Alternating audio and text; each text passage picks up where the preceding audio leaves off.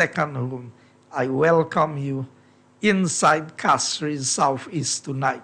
Now, you'd observe I have a little challenge with my voice, as I indicated. I've realized that's about the second or third year that this is happening around the same time of year. So I'm trying to monitor what is the cause of that particular situation with my voice. Tonight, Champagne, we are going to go straight into the business because budget begins tomorrow, the final budget that would be presented by the UWP government during this term in office. The next time we will be presenting a budget after this one would be after the next election, when we have once again regained the seat of power in this country. That's right. I also wanted to take the opportunity to really congratulate Champagne, along with Ring the Bell and Dr. Secret, for y'all, the work y'all are doing at the station, but more so the fans that y'all are visiting throughout the length and breadth of St. Lucia. And don't forget Mr. Norbert Williams, Mr. Lionel Ellis, Mr. Herbert Pierre as well. But I know, yes, there are quite a few persons, Norbert with his, and Minerva with the program, the radio version of Keeping It Real. I mean, it's just amazing what this station has been able to do over such a short period of time. Given that we are in a situation today where radios there are many radio stations, but Sky FM has differentiated itself with positive things, with things that are uplifting, things that are factual. This is not just talk radio. This is a factual radio station where the information, and I really have to big up GVD TV for what they are doing in terms of the broadcast. And I also want to say good night to our followers on Facebook. Wherever you are, I bring you special greetings tonight. Now, you know, how are we doing in Castries Southeast is a question that many people want to ask. We are doing well enough. Despite the COVID and all of its challenges, Castries Southeast remains a very resilient constituency. A constituency where the people go out and fend for themselves, where they do as much as they can to help themselves. And it is only when they get into very difficult situations that they turn to the government or the parliamentary rep or somebody else for assistance. And that is commendable, Champagne, because when you see people, and that's why I am proud of my community and my constituency, and especially where I live. I tell people, the people in my community don't bother me. And that's why I have never been tempted to leave my constituency and go and live any other part of St. Lucia. I live peacefully at my home, and the residents of the community, if they pass the road, they say good afternoon, good morning, hi, hello. If I'm driving down the road, they may wave or something. But to say every minute that somebody will, and I go down through Geno and Tiroche and Kachime and Tuapiton and throughout the constituency. And there's a reason for that, huh? Well, the people themselves value how they conduct themselves in all situations. And so I must tell you that I am proud of the constituency that I represent. I want to extend sympathy greetings to the Hile family in Tuapito. These people live in an area that we call Dibose, that is just above the garbage dump. On the hill there, there's a small community, and there's an elderly gentleman we would call the patriarch of the family who passed away just about a week ago. I want to extend condolences to the entire family on the passing of their father and grandfather. Also, the Marshall family in Bexon, I know there's a family member who passed away. I also want to extend sympathy greetings. And I have a very good friend. I think he's originally maybe from Dominica, but he lived in the community of Badney for quite a while. I know him as Fred, and I know that he passed away. I would like to extend sympathy to his family. Works are ongoing in Castries Southeast. Have you passed in cul-de-sac? Oh, yeah. Oh, You know, today I was speaking to a friend on the phone for a few minutes, and he said to me, he's from the north, and he said, you know, a few weeks I had not gone down through the cul-de-sac community. And he tell me, I am amazed at the transformation that is taking place in cul-de-sac. He said, I saw a brand new KFC down in cul-de-sac. Then I see lots of work happening because the JICA Bridge project has commenced, and you would see quite a bit of activity. Champagne, I've seen so many trucks on the road over the last few months. I think every trucker, every equipment owner, or the majority of them have been able to find some kind of engagement. It may not be that they work 7 days a week or 5 days a week, but they are able to get a little something going. And that is very commendable in terms of the work that is happening. I don't know if you've been to Chef Harry Drive. Lately, they've paved up to a certain point. The culvert crossing was put in over last weekend. Not this weekend, the weekend before. So I'm sure once the concrete has settled sufficiently, we would see the continuation of the paving. Our project is going very well in Sandy Fe with the drainage, the footpath, the running of new pipes, 4-inch pipes and water connections for the people in that community of Sandy Fe. And that is being done through the Caribbean Development Bank under a tendered project, and the main contractor on that is CIE, that's Renault's Construction. We have seen work started in the Bexon community, also under the Proud project, and that is happening. And Mr. Dean Nicholas from the Dennery Valley is the contractor who won that tender, and we have James Cobb Construction, who's supposed to start the 3rd phase of that Proud project. While we are speaking about that, in Larishus, in Viewfort, there is an ongoing project, because we don't work only in the government constituencies. We work in opposition constituencies. Right. In Larishus, in Viewfort, I believe that maybe the constituency of the member for Viewfort South, Dr. Kenny Anthony, I don't know the exact boundaries with Labrie, but I think that section we are doing is within the constituency of the Honorable Dr. Kenny Anthony. And we are doing some work in that constituency because the United Workers' Party government is a government that works for all the people of St. Lucia. We have done some additional desilting in the Crownlands area. There was a small area that was prone to flooding, and there was lots of stagnant water in that area, causing a lot of breeding of mosquitoes and other problems for the residents. We have done some desilting in that area.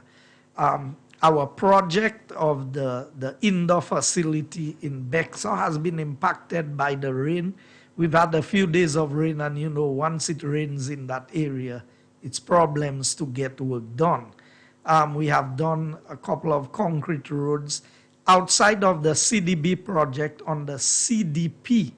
There's the Caribbean Development Bank project, which is doing the projects in the Sandy Fe area.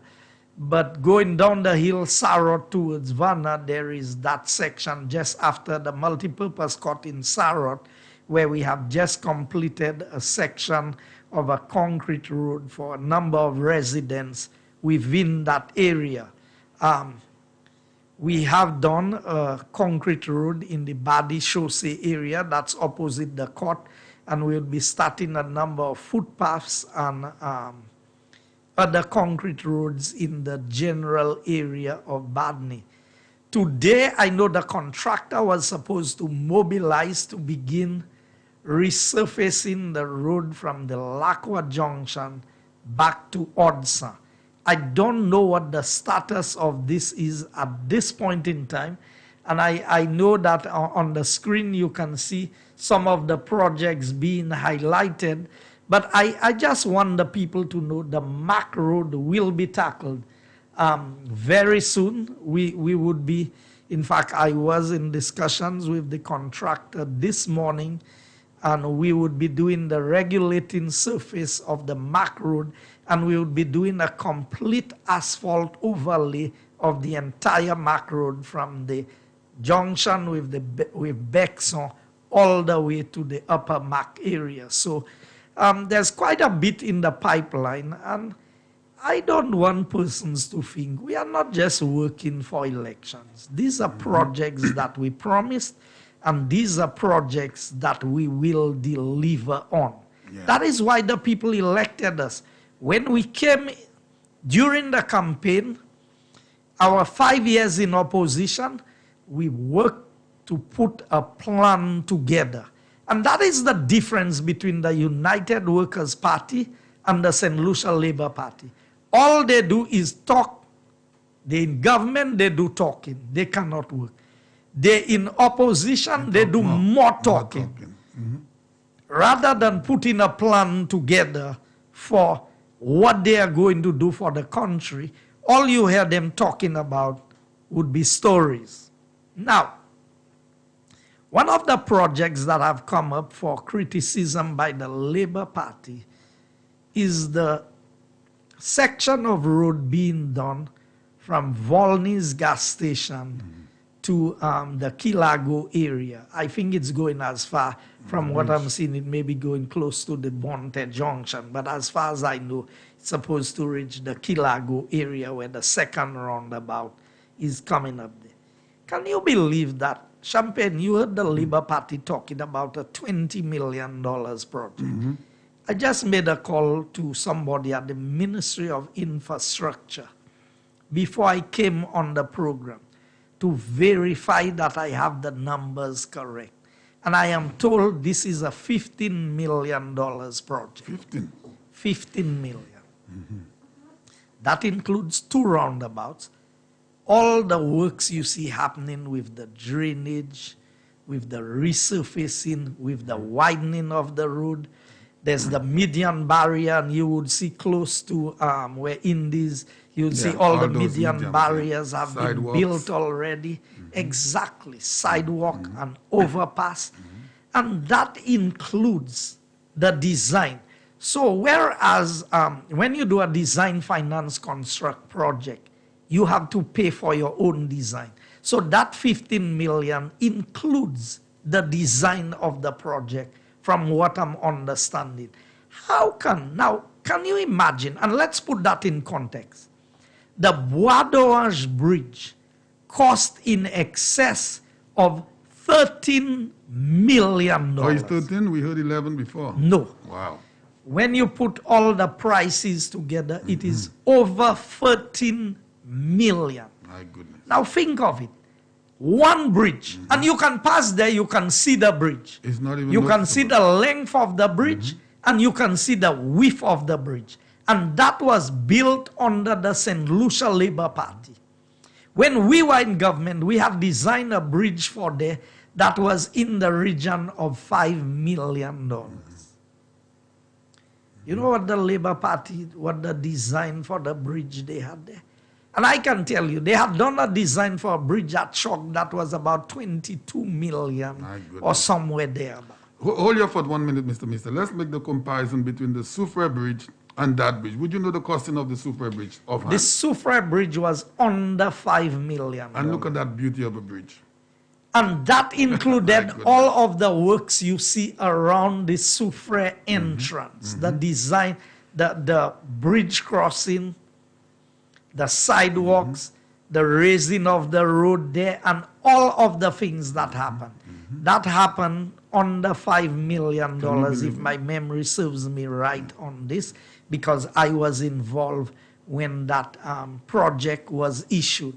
You know, I'm sorry again, we have to take a photo of that Bonte Bridge, that $13 million bridge. No, it's not the Bonte, it's the Bois d'Orange. And highlight The it here. Bonte is a culvert crossing, and that was over $6 million, if I remember. My goodness. So when the Labour Party, and I wonder people of St. Lucia, you don't have to take my word for it. You can go and research for yourself. Find out. Do not let people put foolishness in your head that they cannot substantiate. And I want the Labour Party to challenge me on the pricing or the costings that I have given there.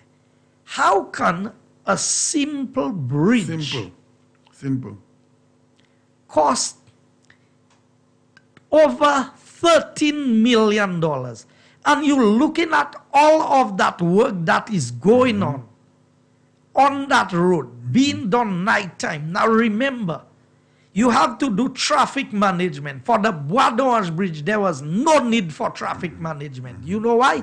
The road was closed completely. and they used the You side. remember when somebody had run Into a straight container. through and lost their life on that project because some container, a vehicle had gone through? Yeah, packed container, I remember. So there was no issue of traffic management. They could have worked normal hours during the day. You look at the project going on from Volney in the Rodney Bay area there. You have lighting towers. You have people working at nights. You have all kinds of activities taking place there. And yet still that entire project is $15 million. And the traffic has never been disrupted, eh? If you think, yes, that is true. If you think that $15 million is an exorbitant price, and that includes design. So let's say the design cost 500,000, $1 million, whatever. I don't know what the pricing of the design is. That is design, finance, construct, which means that the contractor had to go and find the money themselves. There is a cost to finding money for doing a project. Whereas with the Bois d'Orange Bridge, it was the government. So the government paid for the design separate. So the 13 million did not include the design cost of the bridge. Wow. So if you put everything together, the bridge may very well cost almost as much as this entire piece of road work. Just one simple bridge. And how many people you used to see working on that bridge? 4, 5 people. Look at the number of people working up there. Now, if you're talking about concrete, think of all the drains that have been done there.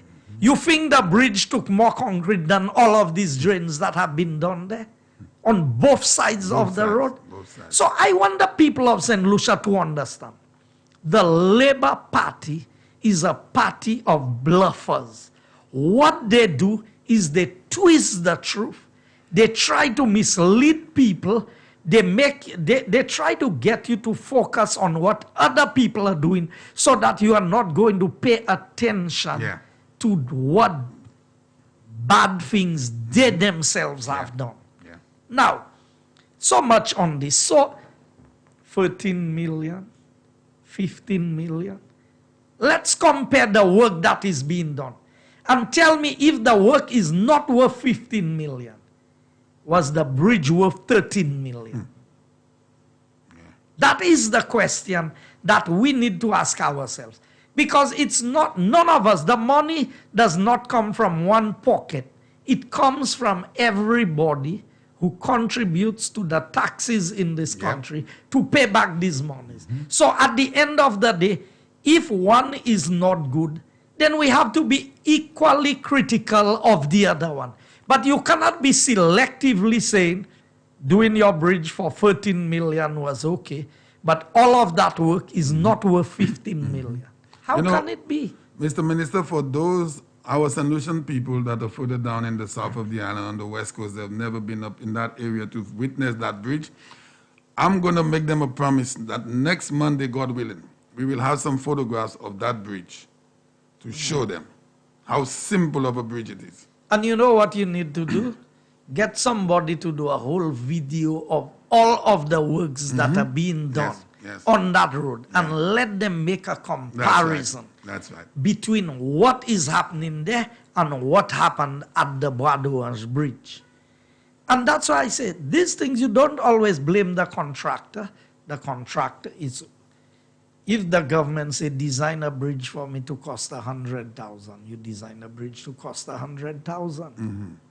If you say design a bridge for me to cost 20 million, they will design a bridge for you. It is what you request that makes the determination. Now, we are coming into the political season. And I wanted to ask the question, what are the qualities of a good parliamentary representative? Champagne, you've been around the politics. What is it you look for from a rep? Well, to begin with proper representation, to try to enhance the livelihood of the constituents, that's the first priority. Now, different people come into politics for different reasons. And I've said to people, if you see a man has not been successful in anything that he has done, don't expect him to work magic for you in politics. It doesn't happen. Somebody who has never been a community person in their life, has never been involved in national things, how you expect they just come in and all of a sudden they like you so much? They want to do so much for you when all their life they've never done charity.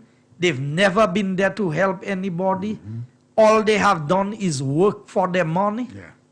And you really think that all of a sudden they will come and they will want to do things for you? And more so, some of them have no concern about the people whom they want to represent.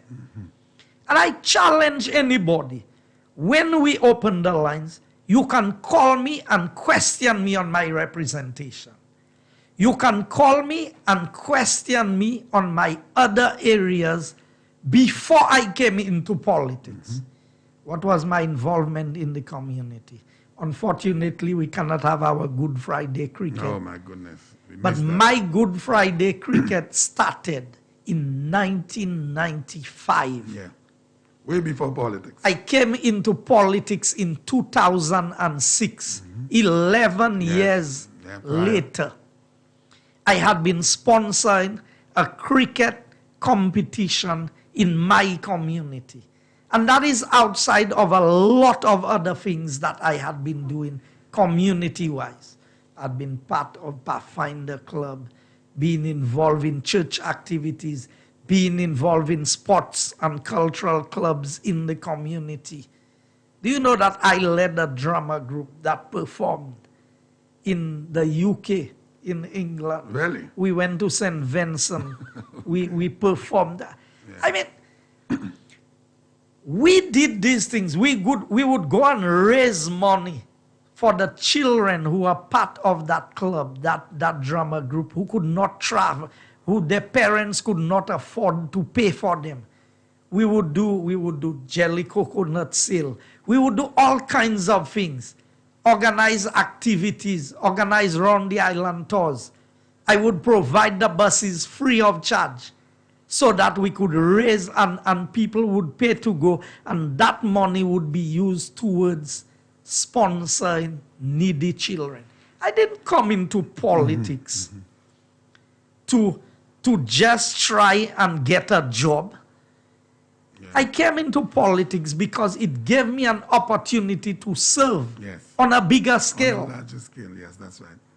You know, so we have to evaluate the people who are presenting themselves to us as persons wanting to be candidates, because some of them, they have never been able to earn a salary on their own.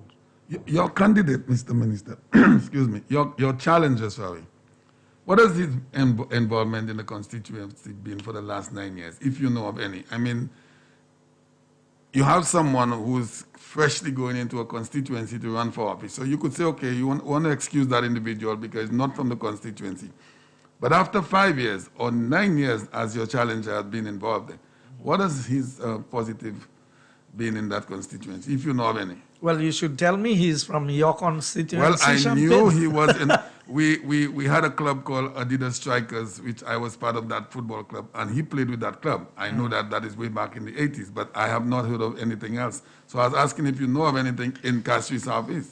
No, so I will, my opponent has been saying a lot of untruths about me in the constituency. But I choose not to focus on this. I mean, the latest one, and today, Spider and I, we were joking about it. I was told that one of the Labour Party candidates was on a talk show and said, I don't listen. I'm not like them. I don't have the time to listen to most programs. So I'm reporting second-hand information there. But I was told that a Labour Party candidate said, I have not done anything in Castries Southeast. So, now, if the Labour Party is really serious, so they consider everything that I have done as nothing. And just from the top of my head, I can tell you, the block of the Odsa Primary School, the 4-story building, that was built when I became the parliamentary representative for Castries Southeast. The present, the multi-purpose court in Badini, Badishose, multi-purpose court and community center, that was built by me. Now, I'm not talking about roads and footpaths and these things here. Then we go down the line. The Bexon Square, that was built. The bridge going to Chocolate City, former Tukosho, that was built by me. Mr. Minister, Hold on. if you have to go with things you've done in the constituency, it's going to take all night. I want to make a point, Champagne. Okay. Of where you... The bridge going into Flosac, number 1. That's the one on the inside, not the first one by the road, the second one on that. That was built by me. The road in Mac, the upper part of Mac, where we are doing the concrete road. The concrete road going into Deglo from Crownlands. That was done during my time in government. You know... It's laughable, what you... Yes. It is laughable when people could make these statements. The lighting of the playing field in Odsa, the lighting of the playing field in Bele, the lighting of the multi-purpose court in Wavin Poisson. I am telling you, Mr. Minister, sorry to interject again, you will forget, because there's too much you have done, you will forget. The computer center at the computer lab at the Forestier Primary School, the new playing field at Forestier, the housing development, the road in Bele, the road in Fromage. I mean, the bus shelters that you see around the area, the cul-de-sac junction, the Bele junction, the road to Bonsejour, the concrete road to Bonsejour in the Lacroix community. Capitol Hill. There's so much Capitol Sandy Faye. Hill. Now, all of that they call Yeah, nothing. they call that nothing. Now, can anybody take, I mean, you want to find something to criticize an MP. They said Bexon is still flooding. We never, the Labour Party in 2011 campaign was the one who said they would stop flooding in Bexon. It was never me. You know what I said? I will mitigate, I will reduce the frequency of flooding by what we do. Now, Champagne, I've not mentioned the 50 plus houses that we have built for people in the community. Which is very important. We have not touched on all of the footpaths. We've not touched on the 30 plus students at Sarafa. Bridges. And for 5 years, and even during my years in opposition, that I sponsored students for Sarafa. We're not talking about this. All of that they call nothing. That's why I tell you should leave that alone. Now, no.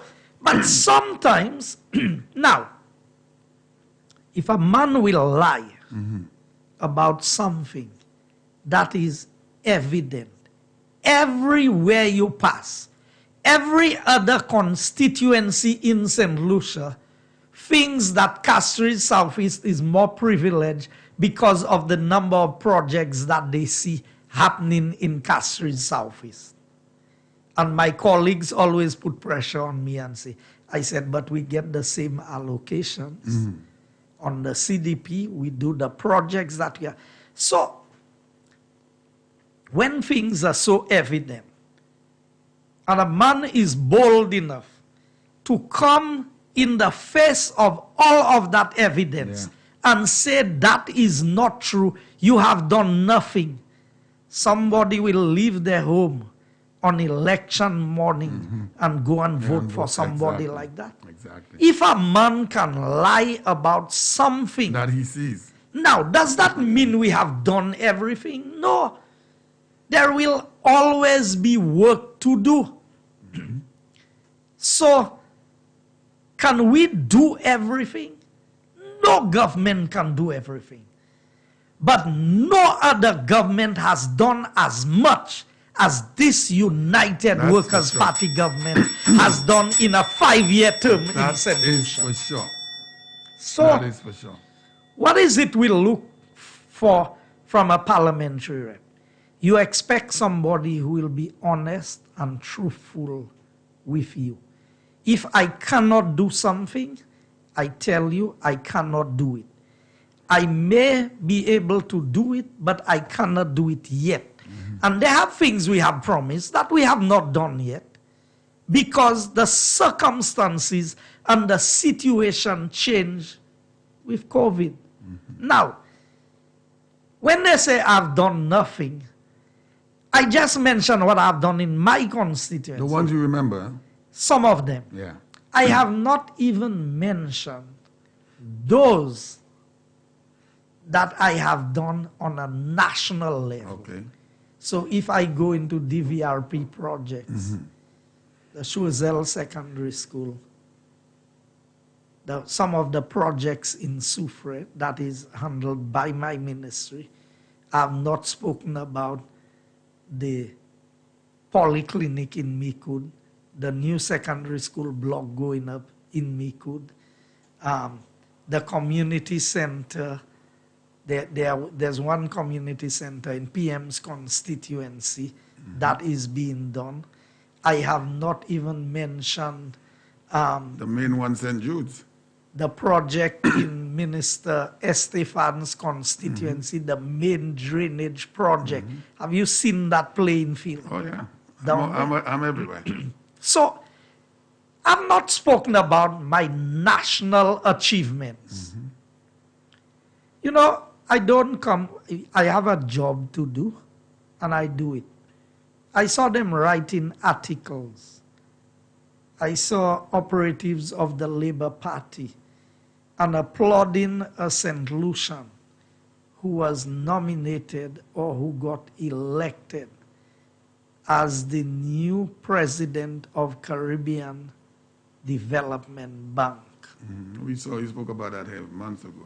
You know how many hours myself and my PS and the Prime Minister put into this to sit with? I don't have You to don't come come and here. talk about that, yeah. I don't have to come here and talk about this and talk about that. The work that we are doing speaks for itself. The Labour Party got a hospital that was almost ready to open, and they brought it backward rather than forward. They made a disaster with St. Jude. They have put us under a lot of scrutiny. But I challenge them to find anywhere in the world where a design for a hospital, to raise the money and to take the construction to the point that we have taken St. Jude's to today.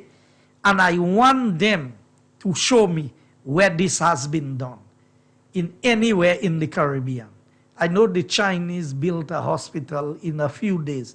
I will not seek to compare ourselves with China and the resources and the material that they have, and the manpower. And the manpower, yeah. But let's be practical.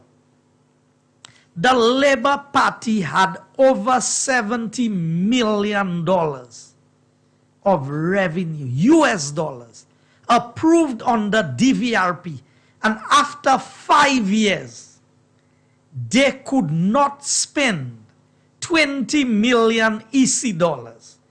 I give you the assurance, Champagne, that before the election is called by the Prime Minister, that every dollar on the DVRP would have been committed to a project, and the project would have commenced.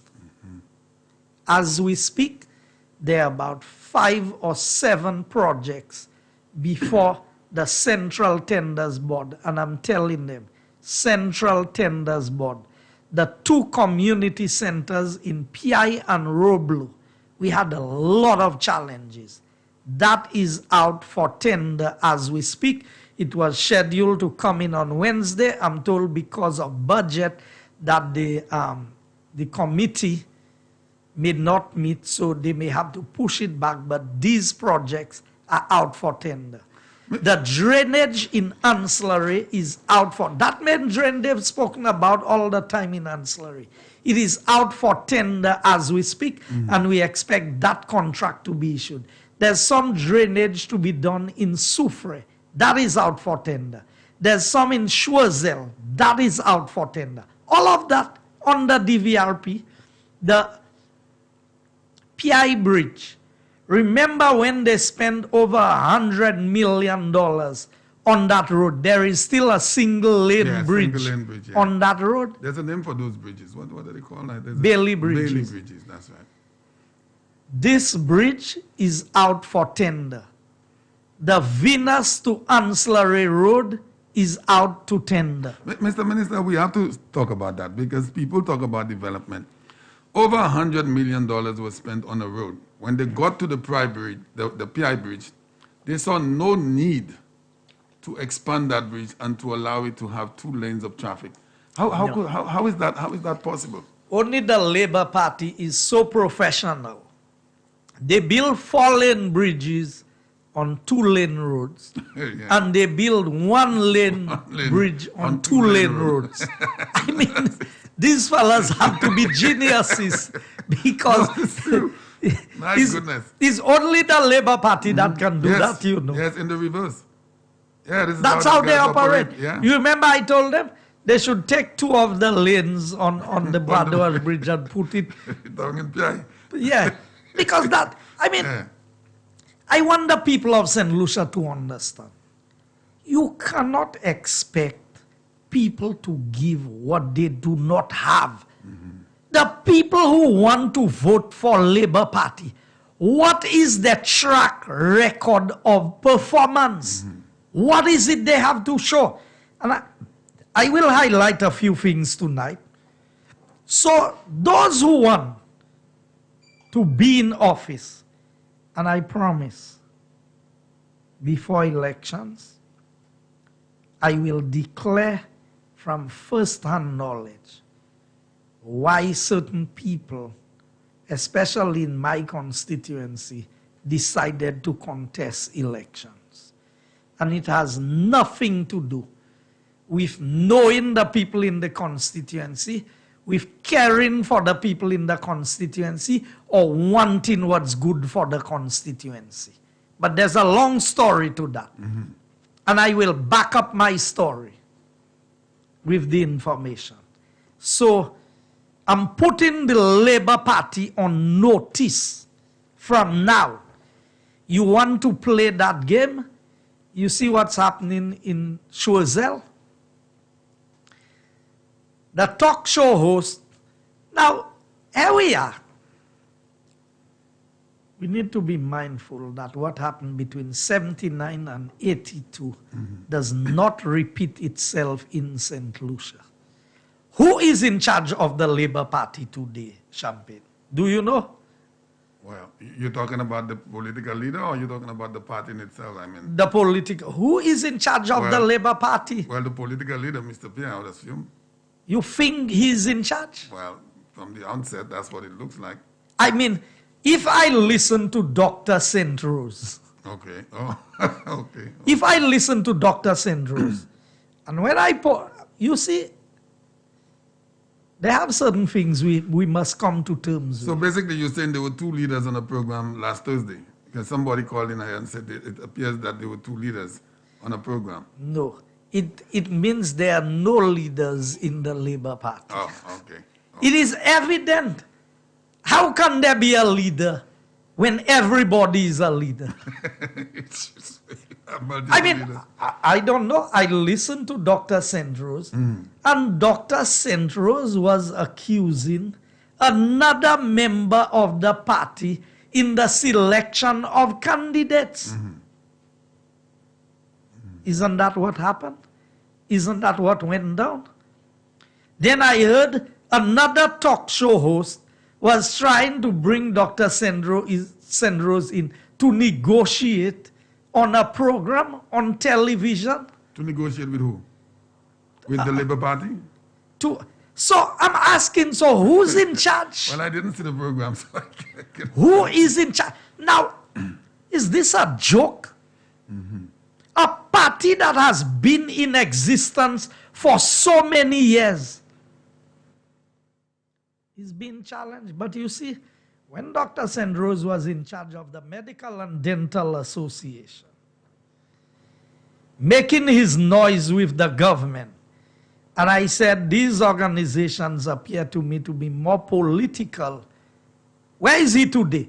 So wasn't the Medical and Dental Association being used to advance political agendas? And I want to ask a question. Is the same thing happening at the National Trust? Now people pretend and they talk behind closed doors and they want to play like these things are not happening. These things are happening because there is no clear-cut leadership. You remember what happened with Odlum and Louisi and these people? It is looking just like that. You had one person who was named the leader, but you had other people who seem to have had more support within the party structure. And when it was Flambeau, they had our business on their account. Yeah. When it was Alan Chasney, Stevenson King, Sarah Flood, That's right. people were challenging Dr. What's his name? Preville. Preville. Oh, they had our business all Oh, over. yeah. Oh, yeah. Bon, mis affaires hot là, Bouisa. Yo. Des affaires hot là. Oui. Et try manger for the sake of St. Lucia. Because the worst thing that can happen to this country is to have a useless party who cannot even make a contribution. Because let me tell you, opposition is good. Opposition is necessary because it helps keep you on the right track. And I will show you some things tonight. So, it is obvious to me. The Labour Party cannot deliver. So the qualities you are looking for in representatives, I have not seen it. And I can boldly say here tonight. When you have candidates of a party who they have to take to court to feed their own children. Really? You want to put these people. So, isyo mem. Yo pavle pweke isyo mem. C'est a whole constituency yo so chipe. Now, I want the people of St. Lucia listening to me tonight to open your eyes and see what is before you. Who are they presenting to you? Who are they presenting for you to elect? So all of a sudden, somebody who does not take care of his own child will take care of you in a constituency. And then when things turn all mass, we want to run and cry and say, Simwete-san, we have a party that is proven that we have the ability to govern in the worst of times under the best leader we've had in a long time in the person of Alan Shastney. Mr. Minister, now you're talking about representation and candidates, and I want to go down that road with you. What does the Constitution say if there's anything regarding a member of parliament in court with the government or any court at all leading into an election? Is there anything that the Constitution states about that, where that individual should be resigned, shouldn't contest the election? No, the law is you are innocent until proven guilty. So taking somebody to court does not amount to the person being guilty unless a verdict has been given. But if we were to go by the same measurements, they could not bring me to court in St. Lucia. They tried to get the US to file some bogus thing with false information. But some of them are in court right here in St. Lucia. You ask them to present a simple paper to show that they own a vehicle, they cannot present it. But they want to talk about corruption. You want to talk about crookedness. You want to talk about who's right and who's wrong. I tell them whatever vehicle I have, I bought it with my money. I can go and present my documents when I register my vehicle. Now, I know you're not a magistrate or a lawyer. What does the law say, or the Constitution? Let's assume the gentleman in question is found guilty and is still a parliamentarian. What happens then? No, if he is found guilty, then he may have to resign. Okay. I think under the criminal code, if you have a conviction, you cannot be a member of parliament. Okay. Now remember, in 2011, they had a list of persons they considered who had been taken to court, who had been arrested, who had been this. So what's the situation today? That's why I'm asking those questions. Okay, so I want people in St. Lucia to open their eyes and see what is happening. So what is the motive of persons desiring to be in office? What is their motive? Is it because they want good for the people of a constituency? Is it because it creates an opportunity for them? And I'm not asking you to evaluate the opposition, you know. I'm asking to evaluate everybody who presents themselves in the political arena. And I can tell you, I have analyzed what is happening in Viewfort today.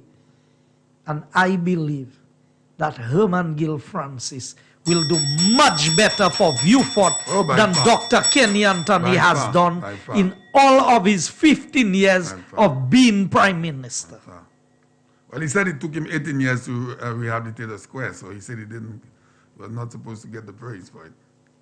So It took him 18 years 18 to years rehabilitate a a square. Yeah, can you believe it? 18. And I wasn't prime minister. Now I built 2 squares already, or parks. One in Bexar and one Yeah. Liberty Park Yes. on the mall. Can you believe it? Which in the context of a rural community is. Now they said they wanted to make a smart city in cul-de-sac. You know how long I went to cabinet to make cul-de-sac a special development area? Soon after Hurricane Thomas Okay. in 2010, I said to my cabinet colleagues, look here, when you look at the devastation caused by Hurricane Thomas, people will be reluctant to build in cul-de-sac. The cost of building in cul-de-sac will be much higher than the cost of building elsewhere because of the amount of backfilling and the resilience and everything that you have to do down there. So let us give people a special incentive package to encourage development in the area. 5 years of Labour Party, because we lost the elections in 2011. Tell me what development you saw taking place in cul-de-sac. UWP is back in government. Look at the level of development taking place in the cul-de-sac basin as we speak. Sunbelt realize that it is as good to have a business in Bexar on the Bexar Highway as it is to be in Grosile. Yeah. I negotiated a while before Super J got a supermarket opened down in cul-de-sac. Look, CPJ is next to Massey now, where people have options of places to go and shop. You just go higher up the road on the way to Goodlands, and Peter and Company's entire establishment is there. I am telling you, and I said it on the program with Sir Michael and Mr. Peter Josie on Wednesday. As a young man, or young, maybe in my teens, we used to go to the Fairvans or Susi, or how you used to call it. And the only business that was there in the early 70s was the Fairvans Dairy in Fairvans. That was it. And then the Volvo gas station came about in the early 80s. That was it. Everything else was vegetation and bananas. Today, cul-de-sac is taking over. Oh, yes.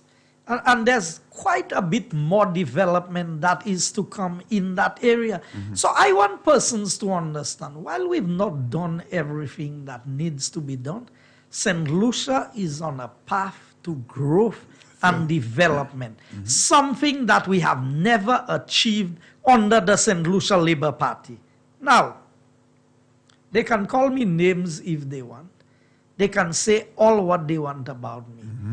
But my work in the constituency speaks for itself in every community in Castries Southeast. And I can tell you, that is the difference between me and the Labour Party. The Labour Party cannot deliver.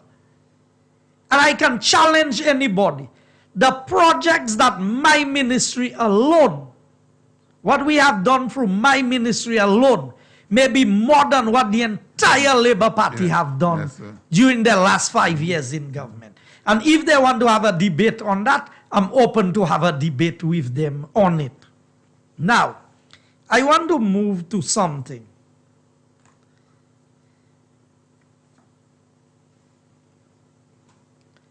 Page 390 of the book, Lapses and Infelicities. Now, there's a particular reason why I want to go to this champagne. I want to make a point tonight. Because I have farmers in my constituency. Now, this is Dr. Kenny Anthony giving an address there. And Rick has captured it in this book. The government had successfully, and the double inverted commas, successfully privatize the banana industry, said the Prime Minister.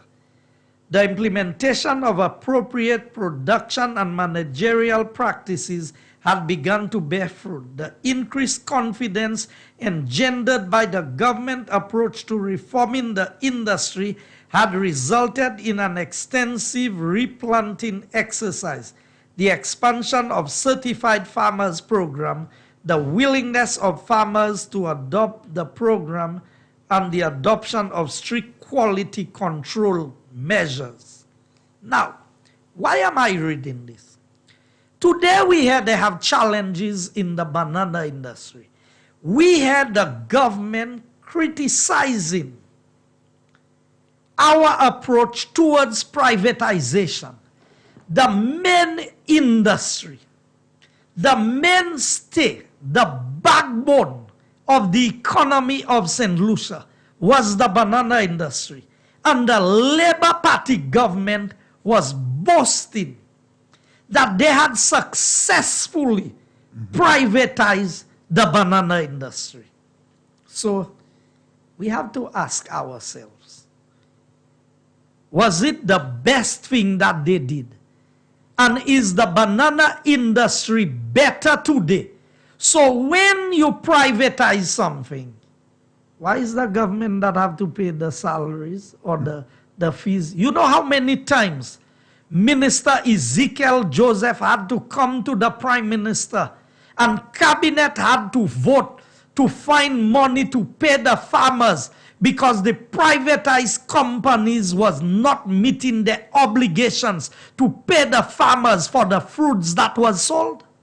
My goodness, that's not privatization.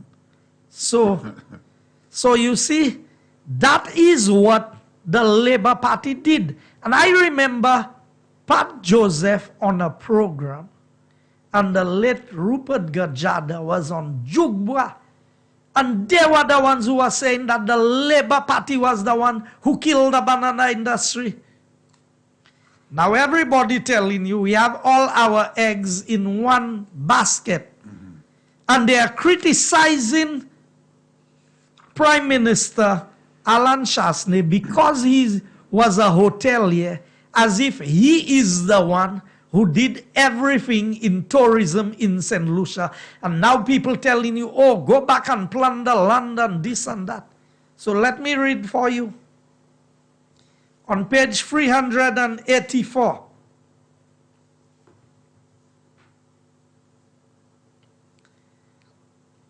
In presenting his budget before Parliament, the Prime Minister, that is Prime Minister Dr. Kenny Anthony at the time, in his turn observed that St. Lucia was in transition from an agro-based economy to one based on services. Agriculture, the banana industry in particular, was still important, but tourism and other services would play an increasingly critical role in the island's economic growth and development. What does that say? So when Prime Minister Alan Shasney says that tourism complements the agricultural sector, why do people think that all our focus is on tourism? Look at what has happened to agriculture since we do not have tourism. I said it this morning. It couldn't pull the slack. Okay. It could not pull the slack. Couldn't. Now, we were talking about representation and we were talking about government's approach to governance. On page 384. Now we are talking about after the 1997 election. What was the result? 16-1. Okay? The book says, his inability to attend meetings of Parliament left the new government without a semblance of organized opposition. And that is Louis George, the late Louis George, was the only parliamentary representative on the opposition side. He had health issues. so he could not always attend Parliament. So Rick is describing the situation, and he says his inability to attend meetings of Parliament left the new government without a semblance of organized opposition, free to do whatever it wanted, whenever it wanted. In his particular circumstances, Kenny Anthony ruled over what was now effectively a one-party state. Yeah, that's what it was. If you had the whole government at your disposal and you could not deliver in the best of times, when will you deliver? Yeah, that's a good question. Philip J. Pierre was there with him at that time. Were they able to deliver anything? So, I want persons to understand. We didn't get where we are by accident. We have elected some politicians over the years who cannot work, who are lazy, who has no ability. They have not been successful in any endeavor in their life. They've never been able to pay themselves a salary. Somebody has always had to pay their salary. You know, after my first job, I worked as a supervisor at a warehouse in Entrepot. You know that. I remember. Entrepot Enterprises Limited with Patrick Fell. Patrick Fell. After I worked there for about a year, and if Laura and Ben and them are listening, special good night to them. These were my first persons that I worked with. I don't know if you remember Anne-Marie from Bocage. I realized I could not work for people. I became self-employed. And I've always earned a salary enough to pay myself and to pay other people. So when we want to talk about success, success is not just running politics and winning a seat. If you are a worker, you are a worker. Right. And if you know how to produce, because if at the end of the day you don't make any earnings, your pocket is empty. That is true. Your bills are not paid. Now, so we inherited a country between 1997 and 2006. You remember when the alliance broke up, the Labour Party called a snap election. Yeah, 2001. 4 years. Almost a year before it was due. What happened? They had a 14 free. And you know what happened to the 14 free? Mr. James, the late Mr. James, was removed as leader of the opposition. Marius became leader, then Marcus. So there was a back and forth. So practically there was no opposition. So you can basically say for 2 terms, Dr. Kenny Anthony and Philip J. Pierre ran the affairs of this country without any opposition and could not deliver for the people of St. Lucia. Well At said. what point do you think they will be able to deliver? That's a good question. You know, I want the people of St. Lucia to think. That's a good question. It's not just about, oh, you want to win elections, you want to be in government. No, it is about the future of this country. It is about who has the people at heart. Ki moun a cheyo ki vle sa ki bon bay moun setlisi. That is what it is about. Now I want to highlight something. They have some hypocrites and some parasites, and that's why I love Norbert's song when he plays it. Yeah. Boy, the parasite is worse than the hypocrite, I'll tell you that. Some of them, they were living in New York at the expense of the people of St. Lucia. But I want to quote something tonight. Today they're on radio and television, and they want to look at people like me who have worked hard. Champagne, I used to work 72 hours straight. No sleep. Spider can tell you that because he used to report us for making too much noise in Grosse Hill Okay. in, Okay.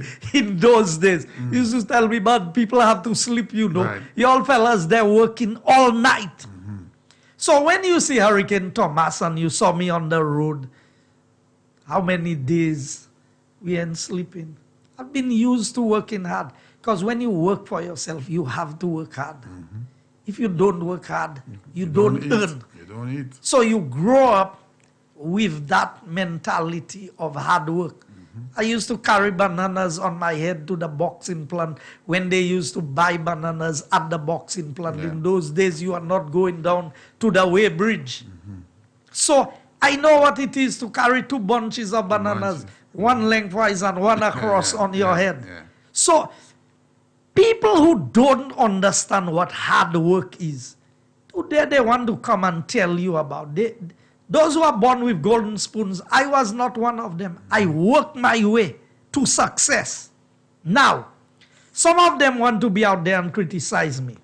On page 562 of the same book, I want to read a quotation to you. Because some people forget what they think of St. Lucia and what they have to say about the people when they were parasites living at the expense of the people of St. Lucia. And I need to bring back to memory the Hellenites affair and how much money St. Lucia spent in that. And the house that was purchased for a certain ambassador and his family to live in. And they abandoned that house and went and rented some expensive apartment down in Manhattan Yes, with the at pool. the expense of the people of St. Lucia. All of that happened under the watch of Philip J. Pierre and Kenny Anthony. I want the people of St. Lucia to remember. We cannot forget what these people have done, and all of a sudden you all want to come and call people thieves and Yeah. corrupt Yeah. and this and that, when you all are the ones who have done the things that are questionable. Now let me read a quotation. On page 563.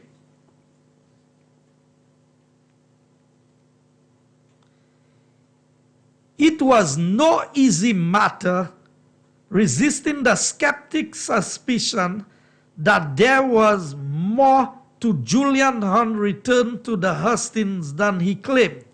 When rumors of his imminent comeback were at fever pitch, his son Christopher publicly expressed his own doubts. Invited to comment on the wall-to-wall speculation, he responded with his own question. Why would my father descend from Mount Kofi Annan to muck around in the mud of some banana republic that had never learned the meaning of gratitude? Today you want to be on TV and radio and talk about my St. Lucia? Yeah. Yeah. The St. Lucia that I love? So he's asking why his father left the UN. No, he was saying, I will read it again. Why would his father, he said, he responded with his own question. Why would my father descend from Mount Kofi Annan? That was in the UN. Kofi Annan was the leader, right? Yes. Yeah. To muck around in the mud of some banana republic that had never learned the meaning of gratitude. So which banana republic never learned the meaning of gratitude? And to muck, you know, I went to look for the definition. And the words given is dirt, Yeah. rubbish, or waste matter. What These are the people today who want to come and pretend because their pockets are empty today. It would be interesting to understand which banana republic he's talking about. But where would Julian Hunt come and run politics? Where is he from? If he's not in St. Lucia. Where is he from, exactly? Where is he from? Which banana republic is he from? Yeah. You see, I tell you, they have hypocrites and they have parasites. And today they want to present themselves as somebody or some people who have a love for St. Lucia. Yeah. So all of a sudden, the people of St. Lucia have gratitude. Mr. Minister, I'm not demanding anything. Could you read that line again, please, for St. Lucians to understand it? This is an individual that is on television, radio every single day, bombarding everyone. Hell, listen, St. Lucia, to what he said. Why would his father descend from Mount Kofi Annan to muck around in the mud of some banana republic that had never learned the meaning of gratitude? Right. And it is not the dirt or the soil he was talking about, because the soil don't show you gratitude. It is the people of St. Lucia that he was referring to. And today I supposed to listen to these fellas when they talk.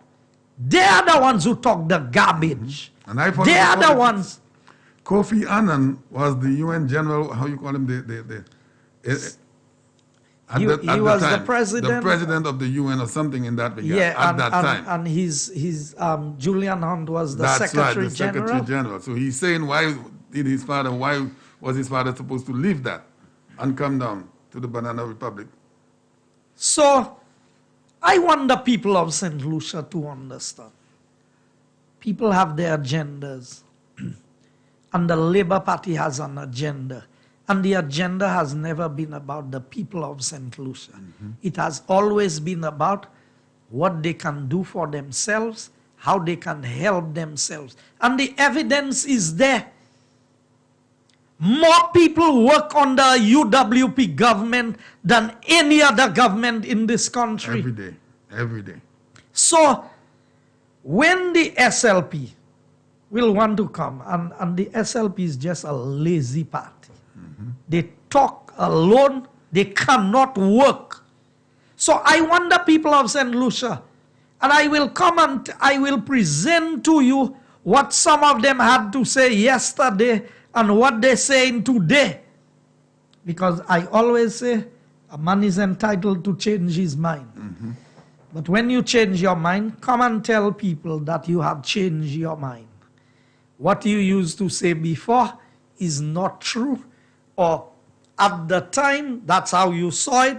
Now you understand better. But don't just come and pretend that the people of St. Lucia do not exist. I have it in my hand.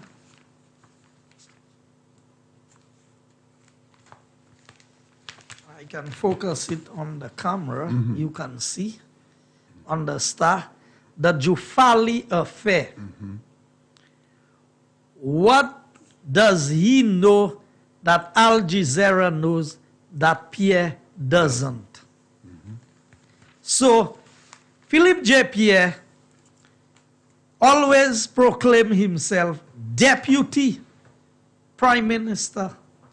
He even wanted to stop Parliament to go at his home to take a letter to go and show that somebody tell him he's Deputy Prime Minister.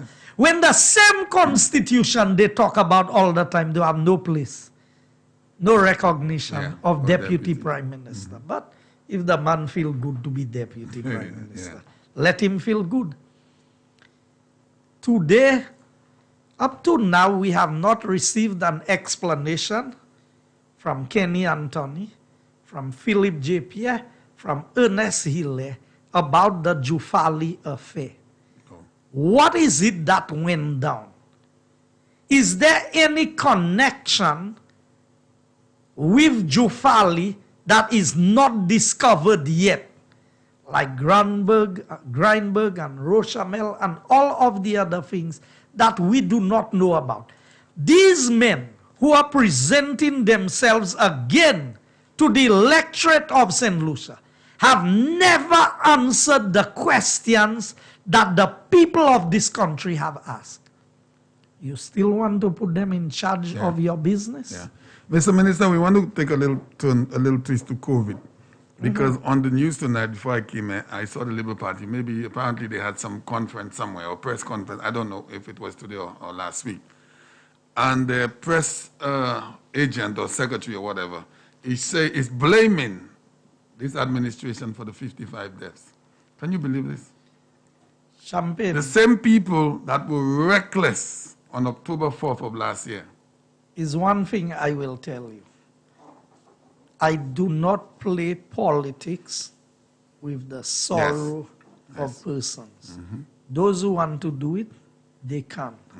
My heart goes out to everybody who has suffered or who has lost a loved one, whether in COVID or outside of COVID. Death is never something that we get accustomed to. If they want to blame the government if it rains, and if they blame the government if the sun shines, and if they blame the government if the sea is rough, and they blame the government when the wind is not blowing, then what do you expect? But That is the nature. I mean, you're going to go and take the situation of people who have died and come to the media and try to blame a government and say, so what did the government do that caused the people to die? We observed the protocols. We did what we had to do. We put the measures in place. We encourage our people. What I need to say to the people of St. Lucia, and I was telling them, when the Jufali affair came up, everybody knew that St. Lucia had a problem with non-communicable diseases. Lifestyle diseases, number one among them, diabetes. I remember a certain prime minister coming to the parliament and talking about the possible ban on all sugar and sugar-related things because some family member had died from diabetes. You remember that, Champagne? Yes, sir. Yes, sir. They wanted to put a ban on schools, beverages at schools. I applaud the Prime Minister, Alan Chasney, for his leadership because he knew, and we were part of the discussions, that look, if we do not manage this COVID situation, a lot of people, and we're not talking about 20 or 50, we're talking about thousands of people with underlying conditions in St. Lucia would be vulnerable. And that is why we put all the measures in place early. Keep this thing under control. Let us do what we have to do. Let us buy sufficient time because you couldn't keep COVID out. No. Tell me where in the world have they kept COVID out? Not a single country. We practice unhealthy lifestyles. I have a challenge. I'm from a family that is predisposed to diabetes. I have two brothers on dialysis. My mother has diabetes. So of course I'm predisposed to diabetes. So you think I can eat what I want, drink what I want, behave how I want, and then tomorrow if something happened to me, I will say, you know, is somebody else that caused that to happen to me? I know that it's predisposed in my family, so I have to take precautionary measures to protect myself against it. And the Labour Party knew that. That's why they said a research center for diabetes would be built in St. Lucia. Yeah. With the help of Jufali, that's what they said. With the help of Jufali. Jufali got his diplomatic passport, he got his immunity, his not just him that got diplomatic passport. 4 members of his family had diplomatic passports. It was 4? Yes. I thought it was just him and his daughter. No, from what I saw, 4 people had diplomatic passports. My goodness. So where is the money that was committed to the research center in St. Lucia? Is it being held by somebody? Is there an account somewhere where somebody has that money? Now we are not, because we have the vaccine, we are not out of the woods pertaining to COVID. I have seen Labour Party, I've seen my opponent without mask campaigning in the constituency. And I'm saying, we have been told that even if you have taken the vaccine, still be mindful, protect people. I have to be telling people, you cannot come and speak to me without a mask. They say you're not fully vaccinated until you take the second dose. So we need to take the precautionary measures that we need to. Look at what is happening in Europe again. In Italy, they're going on another lockdown because there's another wave. That's right. So what we are saying to people, the Labour Party is trying their best to undermine everything. First of all, when we didn't have the vaccine, they were criticizing us. First world countries cannot get the vaccine yet. Up until now. That's right. Thank God to the government of India that we have been able to secure some vaccines within the Caribbean region. So we need to do what we have to do. I want to play one of the videos of the project. So we will have to turn to the screen for some of the things that was done under the DVRP project. It was a video done by Dale Elliott on behalf of the DVRP department. I just want to highlight some of the things that have transpired in my constituency. Are we ready with this video? Camera crew, are you ready with the video? Flooding in certain parts of St. Lucia is seasonal and perennial. Castries, Dennery, Ancillary, Marcia and Bexon are key flood zones. Every time the river gets like polluted, endless garbage and thing, especially in this time, rain time, I tell you, all in the yard there, water just be like over the bridge, even that bridge we're sitting on right now. Country Village is a community off the Bexon Highway with about 100 residents. They are scarred by Mother Nature's annual assaults, with the Bexon River and the lack of proper drainage exacerbating the problem. The water was so high, it was up to that meter board right there. See that meter right there? You can take a boat and ride through the flat on it. The little houses was covered. We cannot leave our home and go through the main road. They had flooding everywhere. You see the last step of my house there? They have water right up to there. You see that boy house? Right by the window, those flood. All these people here was taking a little shelter. Three of the main ways to reduce flooding are: 1. Create floodplains; 2. Improve community drainage, including culverts and concrete drains engineered to handle the beyond torrential downpour; and 3. Desilting of rivers. The Marcia River threatens residents annually, but through the Disaster Vulnerability Project's intervention, Marcia residents can breathe a sigh of relief. Currently, we are desilting the part of the Marcia River, the main river, and between Marcia to Wavin 212. Typically, without it being desilted, it would have so much debris coming down throughout the lifespan, the year that it was not desilted. You would have tree trunks, garbage and stuff that would block up certain parts of the river. And for us to be able to prevent flooding and blocking of the rivers and going over the bridges and stuff like that, the rivers has to be desilted. The desilting of the Marcia and Mark River was funded by the DVRP. But when rivers threaten homes in low-lying areas, ingenious methods of property protection must be employed. You had some flooding and embankment erosion, and persons' houses were being threatened. So you find when the river is coming down, it would erode this embankment here, and then jump the embankment and flood out these two houses and houses lower down. Because if you notice, the person had to end up putting that's elevated wall to the front of their property and also their staircase to get away from the flooding. The embankment was a lot further out, and over the years it has been eroded.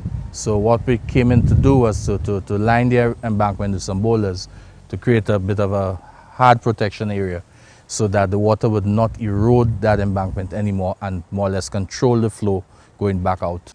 The Mark River snakes through the Bexon community. Every year, several houses along its banks are flooded.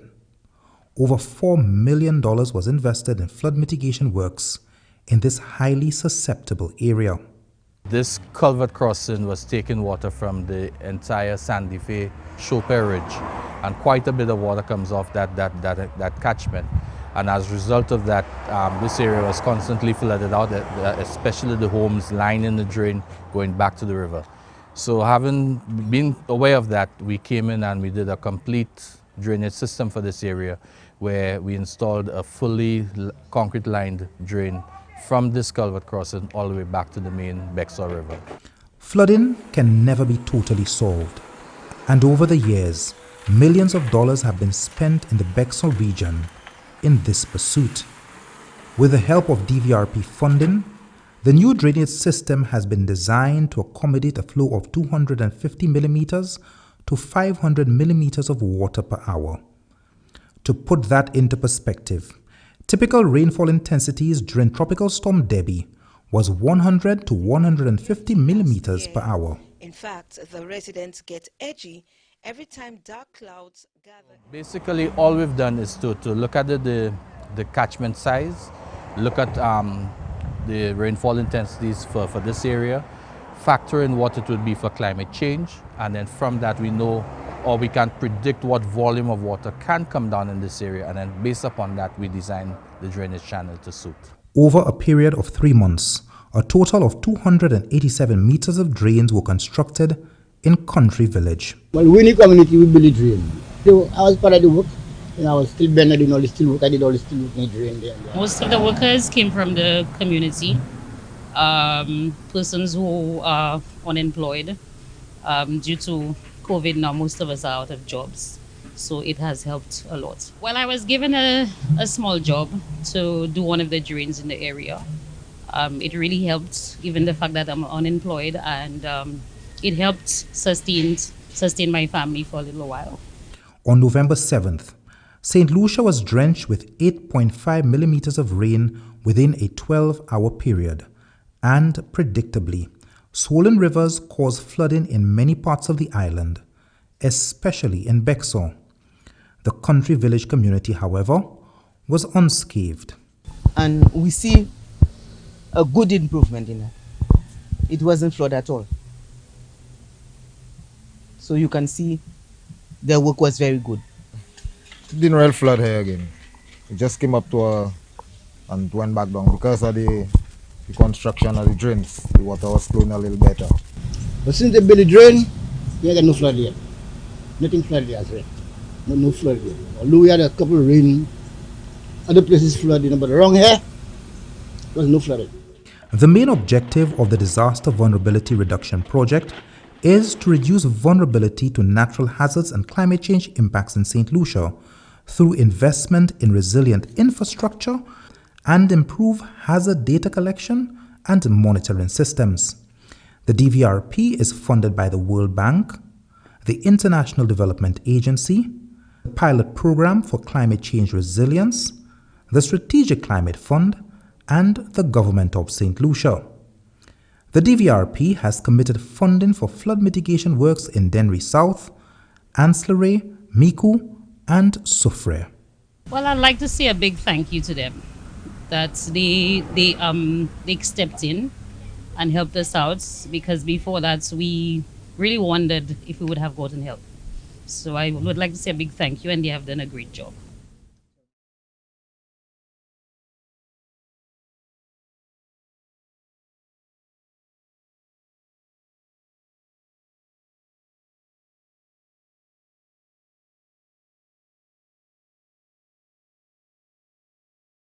Champion, this is just to highlight some of the things that have been happening within the constituency.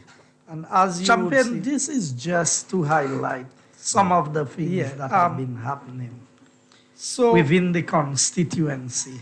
And as you Champion, this is just to highlight some of the things that have. All right. I think we have things under control. Yes. So I want the people of St. Lucia to understand. When a government has money at its disposal that's given by funding agencies or that is a loan approved, and you reach on the verge of losing that money. And I want to remind the people of St. Lucia, in 2006, when UWP won the elections, we ended up in the same problems, Champagne, the same problems. There was grant funding under the EU project that the Labour Party had at their disposal for years in government and refused to get the projects going. When we came in, some of the projects, we had 3 months to execute projects, or else you would have lost the money. And we're talking about grant funding. So Mr. Minister, let me ask you a question. Why do the Labour Party allow this to happen? There's grant money, monies that are allocated for projects for the various communities, but yet still they allow that money to go back to where it came from. Why? How is that possible? It's not that they allow it. They are incapable. They are not capable of working. And I don't know what else people in this country, I don't know what our citizens, what other proof do we need? That we need, The evidence is there that the Labour Party cannot do the work that they promised to do. When they promise us jobs, jobs, that is when unemployment went the highest. They promise us better days. We ended up with the worst days. The first time they were elected on transparency and accountability, that is when Rochamel, Greinberg, and all of the other things happened. The Hellenites affair, all of these things. Did we get transparency and accountability? So every time the Labour Party promises you something, they are never able to deliver on what they promise. Why would we think all of a sudden that it would change? Magically. Magically. It's not going to change because they are not capable of doing what they say they would do. The evidence is there. How many times do we have to see that they are not honest in what they tell us for us to believe that they are not honest? How many times does a man have to lie to you for you to conclude that I cannot trust the information that he's giving me? They have never delivered on what they promise. So I don't know at what point we think that all of a sudden things will change and somehow they will magically be able to do it. I think we can open the lines. All right. So St. Lucia, we are going to turn on the phone lines here. We have 2 numbers. And we end in at 10 o'clock tonight. The minister said we only have tomorrow. We have 27 minutes of call time, so let's make it special. Good evening to you. Hello. Yeah, good evening, gentlemen. Good evening, sir. Mr. Minister, the road is completed. Thank you very much again on behalf of the constituents of Capitol Hill and the Mon. The road from the top of Bwakache to the junction to go Carmel Batik is done. Thank you again. So let me ask you, the piece by the culvert where they were doing, is that paved already? I told you, from the top of Bwakache Okay. junction to go Carmel, the road is done. It's complete. Wow. Thank you very We need much. to ring the bell on that. Voila. We need to ring the bell on that. Okay. Yes, sir. Yesterday, I wanted to ask the Prime Minister ask him a question, but he didn't take no call. Oh, no, we didn't take calls. And that was a repeat, eh? I know it wasn't deliberate. I need the Prime Minister to tell the nation when he adopted the situation of could not borrow, where we had to get our fiscal house in order, what did he do that he was able to borrow after 2 years to borrow? You want me to give you an answer on that? Because I've had a lot of callers here. They had given me the answers. So I can make a quick comment on this. When we came into government, we had a lot of treasury bills, short-term borrowing, in other words. So we had to find ways to lengthen the time period, because every time you go back to the market, the brokers, and you have to monitor the behavior of the Labour Party. So every time the transaction is handled for you, you pay fees. You pay interest, you pay brokerage fees for whoever, or commission for whoever is rolling over your treasury bills. Now think of short-term treasury bills every 90 days. You have to roll over. So you know how much money, how much commission is being paid on this? Then you had the situation where, remember when the Prime Minister came in, he said he would need 3 years to begin to turn things around. Now our 3 years was 3 grueling years. You know why? Because a lot of the people who are supporters of the Labour Party, who had been put in strategic positions in government. Remember, we inherited a public service commission that was just appointed for almost 3 years. So because in 2015, they were appointed by the Labour Party. And when the government came in and asked all boards and commissions to resign, they did not resign. They remained in government and made it very difficult for the government to make the changes that were necessary to get the process of governance moving. People must not forget the challenges that we had coming into government to govern, you know. I remember this clearly. That was maliciously done, deliberately to prevent the government from performing. Mm-hmm. And then, so caller, to answer your question on this, what the government did was, we grew the economy. Remember, we reduced VAT. And we increased the revenue intake of government. So within a couple of years of being in government, with growth in the economy, because remember, the Labour Party had governed and was negative and zero we were having under their watch of governance. So once they saw the turnaround in the economy, then it made it a lot easier for the government to be able to borrow. Not that it's just money is just readily available. It made it easier from what we had inherited, because people, the institutions realized that the policy approach of the government was paying dividend. Mm-hmm.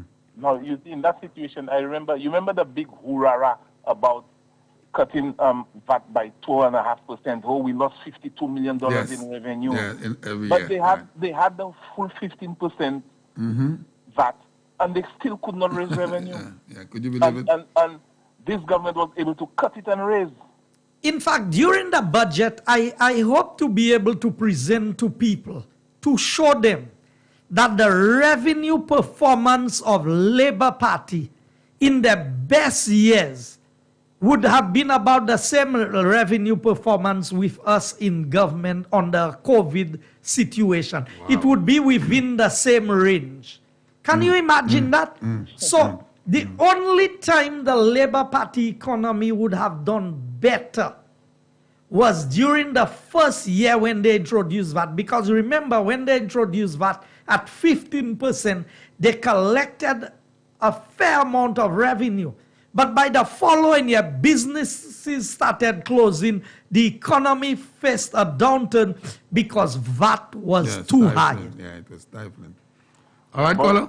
Yeah, one more thing. Solutions need to sit and analyze what has happened, what is happening, and weigh the performances of either government. That's true. And Champagne, who was the brainchild of this radio station and television program? Caller, I'll have to meet you in chambers so we could talk about it. Because that person deserves a ring from the bell in the Catholic Church. Okay. Because supporters were clamoring for Yeah. an avenue to vent. Yeah, it took a lot, caller. It took a lot of effort. We'll talk about it one of these days. Take care, my All brother. right, have a good one. Sanusha, we are going up until 10 o'clock, so you have another 20 minutes in call time with the minister right here. A beautiful evening to you. Hello. Hello. Hello, good evening. Good evening, ma'am. I can hear you. Go ahead. Just speak with us. Yes. Good evening to the minister and Brother Champagne. Good evening. Good evening. According to what I'm hearing right now, I think y'all should change the name of the United Workers Party, you know. Because let us look at this. According to what I'm hearing, y'all had to fix road network. Y'all had to take care of airport. Y'all had banana problems. Y'all had a sargassum weed, Seaweed, yeah. Y'all had schools to fix. Y'all had flooding. Coronavirus. Y'all had hurricane. Y'all had terrorist problems. Corona. Y'all had the silting of dam. Y'all had to fix the market. And came COVID. Oh, yes. With all of the problems. And y'all still had to continue. And then we still on standby for St. Vincent as a refugee camp in the event that a volcano erupts or something happens. And that would be nice because, you know, we assisting our fellow Caribbean sister. But, you know, to me, I think every time the United Workers Party is in power, you'll have a lot of work to do. A lot of work. So you know what I think you all should do? Change the name, eh? To what? To the United People's Party. Because, Lord have mercy, you'll always have a lot of work to do. Well, that's why we are elected. I wouldn't want to be in a party where I don't have Yes, work but to it's, do. so it's overwhelming. Yeah, it is. It's a lot of work. It's and a lot of overwhelming. challenges. And because of that now, I'm now seeing that this is why some of the ministers are not being seen in their own communities. Yes, it's a It's challenge overwhelming. for us, caller. Very Anyway, big challenge. very good work. I hope you continue your work. Thank you very much for what you are doing, as well as you, Mr. Champagne. Yes, thank There you. might be somebody you'll have to call Cheese, you know, because champagne and cheese goes well together. Have a good night. And you as well. All right, 4560931. Champagne, did you go and see the changing room at the Marigo playing field? I wanted access, but I couldn't get in. Okay. So you need to give me a little accessibility need to so we can do organize that. for you Yes, to get yes. in there. A beautiful evening to you. Hello. Yeah, good evening, Champagne. Good evening, sir. Good evening, guy. Good evening. Yeah. I'm an old man in the party. From the time I was a youth in the party, I never tuned down. So what I'm telling you now, I don't know if you had no W.G. Brown. You If heard what? about him, yeah? W.G. Brown. Who was W.G. Brown? A politician? Yeah, it was by himself. One man. Always dressing in white. All right, let's not go there because you're too young for that. Now, that is my government, guy. What I want you to do for me. We not hanging people with rope again. No, don't laugh, Champagne. That's a serious thing. Yeah, go ahead. Timothy McVeigh. Yeah. When they was walking up onto Timothy McVeigh in the States, he was on a little house made out of glass and a white garment on him. They have the electric chair. They have the embalazer is the gas. They have the injection. We have current there already. So let's try and do something for them criminal, because the chief of police in Trinidad called Moshewi about a month ago. He tell Moshewi to organize the woman from down here to work with pepper spray in the hand, because as the COVID, people were in mass, a lot of violence does go against women. I don't know how Moshewi passed the message. Last week there, I heard the chief of police in Trinidad say this Thursday he called his government to go in parliament because he want to take over the country from the murderers. So either you bring the electric chair or the injection or the gas. Try and do something. We don't let murderers take over the island, right? Okay. Thank you very much. All right. I was so glad to hear you on Champagne tonight, because I always telling Jugba to call one of the minister for me to ask them to bring that electric chair. Jugba always says some powers, but some powers, I just not jelly. Okay. Good night, sir. Have a Okay, blessed caller. night. Thanks a lot. I don't think you're no. No, I don't want to make any comments. All right. And we have not spoken about that incident in Sufra and Grosley, but we'll talk about that maybe next week if God willing. Hello, good evening. Yeah, and after Kenyan Tony, Guy Joseph, what you talking about there? He passed the budget so that you all inherit the budget. He passed it. So he do things to see if you all fulfill. Just my contribution. All right, caller. You got anything from that? What the caller? Yeah, he said? was saying that he just passed the budget. He called the elections, and we had to implement the budget. Right. Okay. All right, 4560931 or 4850931, and we are going up to 10 o'clock. We have another 15 minutes. Beautiful evening to you. Hello. Good evening. Good evening, sir. Mr. Minister, good evening. Good evening. Mr. Minister, I want to ask you a couple of questions. Since your government is in power, how many foreign companies as we bring to do work in St. Lucia? Well, other than OECC, and OECC is the main contractor for the projects that they are financing. So, but all the work is subcontracted to local contractors. I don't know, I mean, under the DVRP, which I am heading, we have, it's open to tender on the because everybody who gives money to the these things you have to go to international competitive bidding. But our local contractors have been able to qualify to tender on most of the projects. So the foreign projects that I know, you have the JICA bridge, and that was a grant by the Japanese government, and they allow only their people to tender on that project. We have the UK money, the grant that was given for the West Coast Road, including the Millennium Highway, and a lot of our local contractors did not qualify, but my understanding is the first phase, which is the Millennium Highway, one of our local contractors was the one who qualified, so most likely it might be a local contractor on there. But generally speaking, the government has not brought in any foreign contractors to work in this country. Exactly, because Mr. Minister, if somebody is giving a grant and they want their people to do the work, the government did not bring them. Like the bridge in Cul-de-Sac, the Japanese are financing it, so the government did not bring them. So therefore, I can conclude by saying that our government has never brought any foreign contractors to do the works that are necessary in St. Lucia, whereby our local people can do it. Because I say this to say that, Mr. Minister, I can remember, can you remember that that little piece of extension at the current senior secondary school? No. What extension? Okay, at the current school, there was a piece of extension that was built under the Labour Party. Do you remember who came down to build that piece, that wing? It was a Barbadian contractor.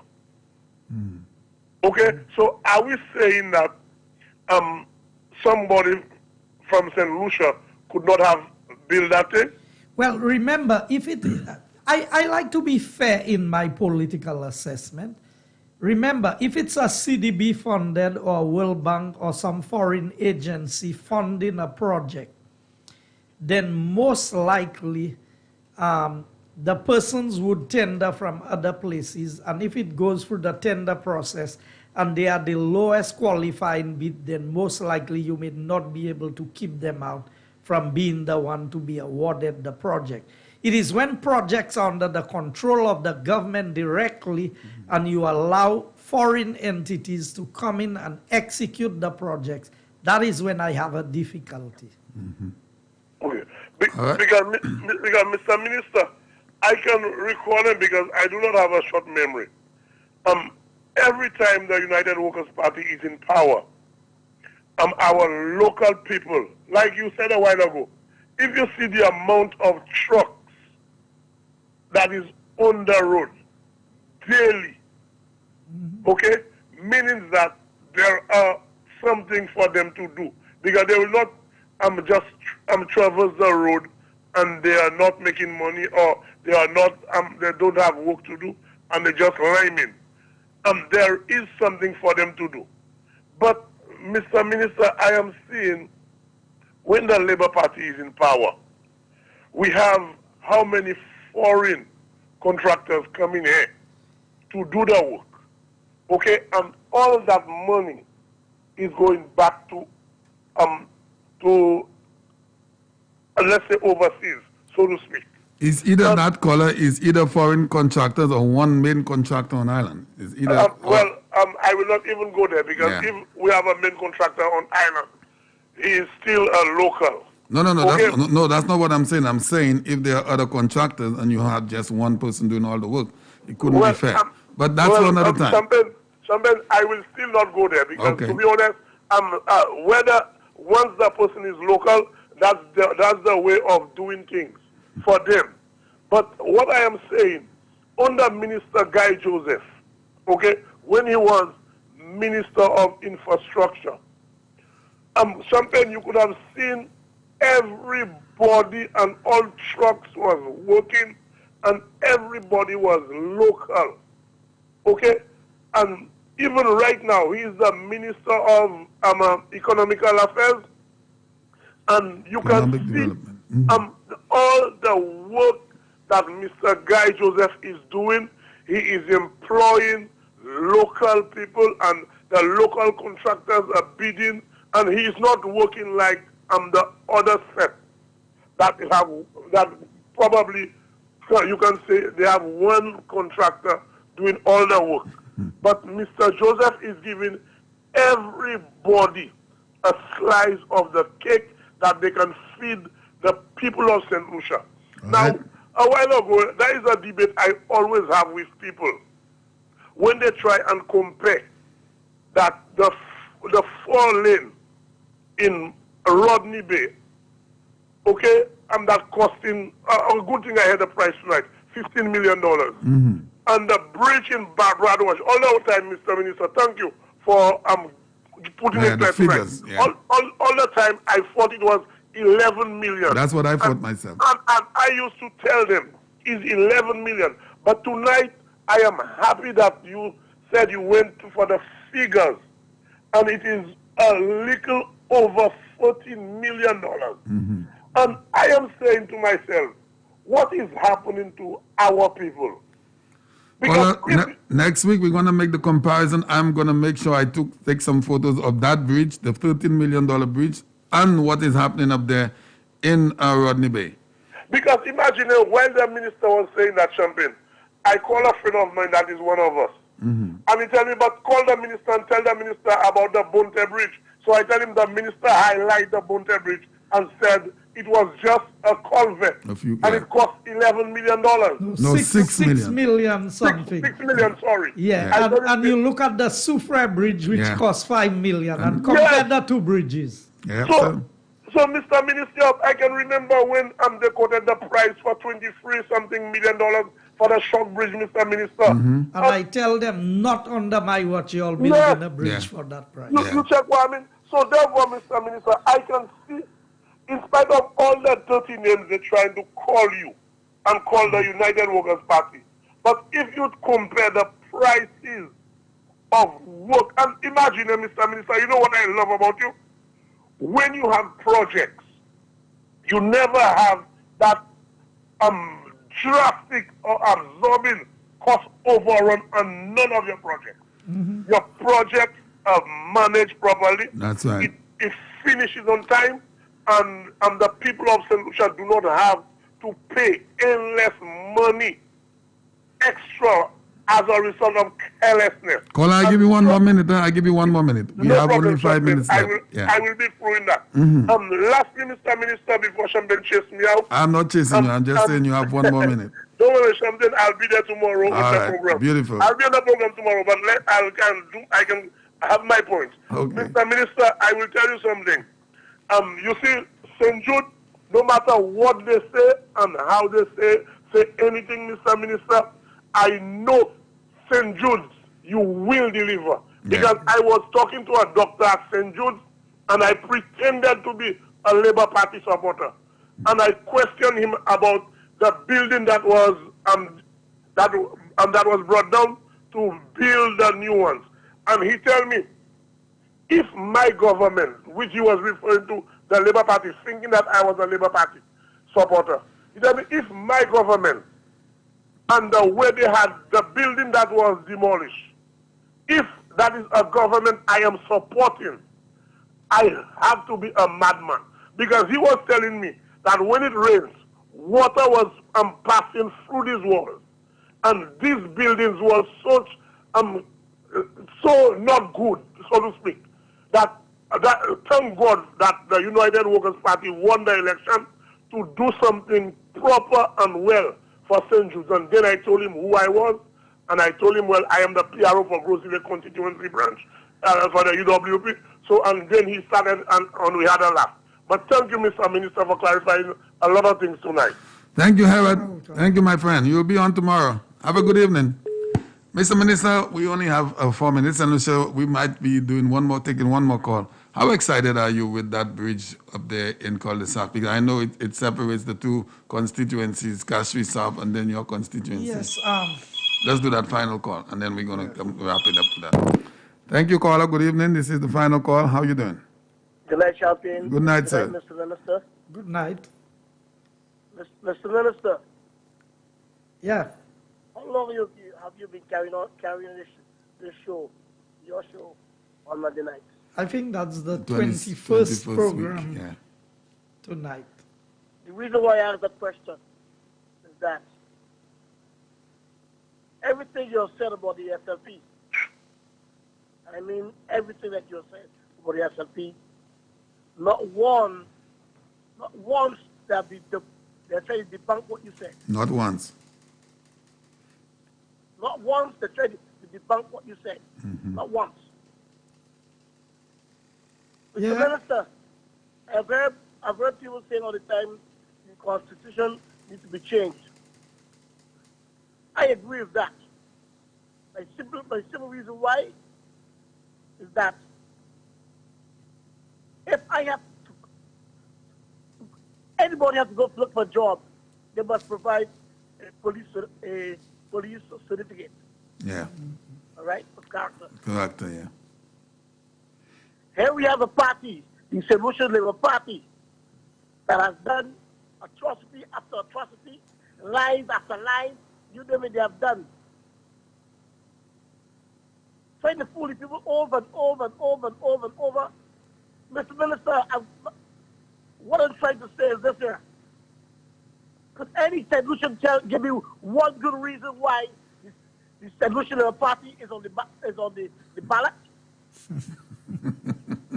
One good reason why they are on the ballot? That's all I want to know. One good reason, because they shouldn't be on the ballot. They shouldn't be on the ballot, period. For the atrocities that they've done, the things they've done. Well, I think they can be on the ballot. I don't think they should get any votes. I believe that. So there should be a law for you to be on a certain law to be passed, I think, for one to be on the ballot. If I have to get a police record to get a job, and you want to be the government country, which is the top job of the country, you must. Yeah, but caller, let's look at it that way. If you've not been convicted of anything, it will not appear on your police record. Now, what should happen is that people who are going to vote for a candidate must look at the CV of the candidate and must look at references of the candidate. So, where did they work before? What did they do? What was their level of performance? And since most of them who are there was in government before, then let's look at their performance. How you fire a man today and tomorrow you rehire in the same month? To do the same thing. You fired him because he couldn't do the job. Yeah. Yeah. He's still the same person. There's no improvement. For that matter, he's worse. Yeah. And you're going to rehire him to do the same job again? What do you expect you're going to get? It's true. It's true. Mr. Minister, I have a lot of questions to ask you, but I ask you one and I'm going to close. Yeah. Have you heard of in any country where the government destroys seabed illegally? Where they would do what? Where they have sold the seabed illegally. And walk in the streets, free as a bird? I will tell you, what has happened there can only... The same people who want to go and march on the beach and say, Jack don't want me to bathe on my beach. Yeah. They can bathe in the sun, but the seabed is not theirs. That's right. Where the water is reaching is not under our control. Grindberg can come and say, look here, you don't have access to there, get out of there. Nobody is concerned about that. And that is the level of hypocrisy that we have. I don't mind them criticizing the UWP government for any project that they do it. But let's be fair. If somebody else does something that is wrong, measure it with the same measurement. Yeah, yeah. So, therefore, I ask the question, why are those guys walking the streets free and then talking about there'll be no peace? Are you not? Mr. Minister, I should be Prime Minister for 1 week. I will take things my way, doing things my way. Then you'd become like them. Then you'd be like them. We cannot be like them. We have to do things. It is laws that are in place to govern how you do things in a country. And all they have done is broken the laws. Yes, sir. There's a late president of Italy. Have you ever heard about him? Which one is that? Mussolini? Have a good night. All right. Have a good one, my friend. Beautiful. All right, St. Lucia, we are unable to take any more calls. The minister has to appear. We'll take one more. Oh, you want to do Just one more? one more. All right, so the minister said we're going to do just one more call. So it's 2 minutes after the hour of 10 o'clock, so we're going to do just one more call, 4560931. We were talking about that bridge and how excited you are to have that bridge in cul-de-sac. I still have mixed feelings about the bridge, and I have expressed my concern. It's not the bridge I'm concerned about, it's the raising of the road and the possible impact it can have for flooding. But all the engineers have given me the assurance that it will help mitigate the flooding. The flooding. Okay, but I do have some concerns. Okay. Hello, good evening. Good evening. Good evening, George Cooper. Good evening to my favorite Prime Minister. Good evening, and how are you? I'm not good. I'm okay by the grace of God, but things getting worse for me. I'm afraid. Okay. For the same business. Things getting worse. I'm afraid. On your... Well, you know, COVID has really put us under a lot of pressure, so there are things we want to do that we are not able to do at this point in time because of the economic situation. But let's hope and pray that everything will work out and eventually we can take care of your problem. Sound like you're just getting up, George Cooper. Yeah. Anyway, have a good evening, my friend. Same to you. All right, Dudu. You show me the fair? Yes, thank you a lot. Beautiful. I'm paying in the morning. Every time. All right, and so we are through with the calling period, and the minister has to attend Parliament tomorrow, so he's yeah, going we to have be the doing... throne speech by the Yes, Governor General that's tomorrow, right. and then That's we right. have the Public Accounts Committee, Mhm. then followed by the Prime Minister's laying of the estimates in the Mhm. Parliament, Mhm. and then the debate begins on Wednesday. Right.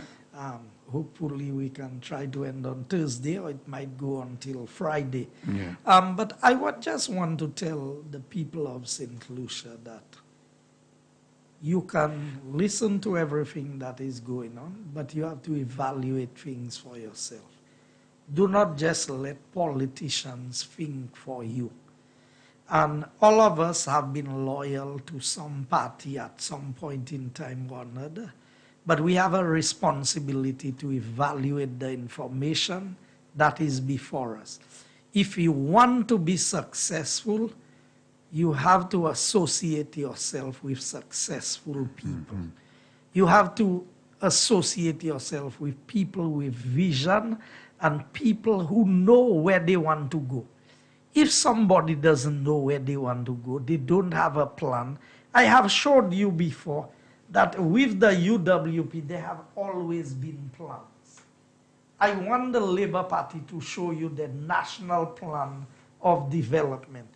Because St. Lucia National Plan, back in the 70s, the UWP had a plan. We came in 2006, we revised the plan, and we were moving forward. We lost the elections in 2011. Labour Party came in. Did you see their plan? What did they present to you? The Ministry of Economic Development was under the office of the Prime Minister. You remember they brought that super PS from the IMF, paid some exorbitant sums of money to that PS. What did we get? Where is he today? Gone back out. Because he didn't even stay for the period of the Labour Party. He will not come out and say why, but it would be interesting to know why he did not say. Did he see something that they could not do what they said they were doing, and he realized that he was wasting his time? Is that why he left? Because he realized the men who were in charge. You put a manager and the workers can work better than the manager. What do you expect? Yeah. What influence will the None. manager have? None at all. So clearly, in the short space of time we've been in government, we have put in a 3-year plan in the medium term, and we have the long-term plan. Look at what is happening in Viewfort today. Viewfort has more employment under this UWP government in a COVID situation, than under the best years of the Labour Party. That's for sure. That's for sure. And that is why I have every confidence that Viewfort South, especially, you see the work that Herman Gill is doing on the ground in Viewfort. You see the level of support that he has. It is obvious. I mean, the places they tell me that Dr. Kenny Anthony is going, that he was not going before. Oh, yeah. Obviously, he realized that there is a serious challenge. And as far as I know, the train is on the way to London. Because it is obvious to me that these seats are in serious trouble for the Labour Party. I can tell you, all indications, Castries East is coming home. Of course. That's the end of the road for Philip. Yeah, he knows it. So He knows it. you look at all, and I want to tell the people of St. Lucia, look here.